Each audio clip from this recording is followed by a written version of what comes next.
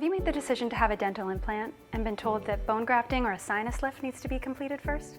Let's talk about what that means. A CT scan of the implant site allows your surgeon to determine if you need additional bone to support the implant.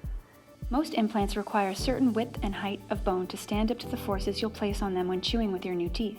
When there is too little bone height under the sinuses, additional bone is added either 4 to 6 months before an implant is placed or at the same time as the implant is being placed. The body uses the bone added as a scaffold to recreate your natural bone around the dental implant. If the bone is already missing and too narrow for an implant, bone can be added and covered with a special membrane that acts like a landscaping cloth to allow a callus to form and the bone to heal. This is called socket preservation. For most patients, sinus lifts and socket preservation can be done so that it doesn't affect the length of treatment.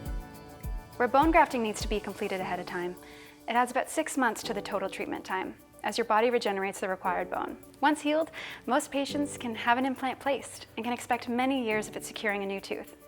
Have you had a gum surgery or a connective tissue graft recommended? Click on the next video.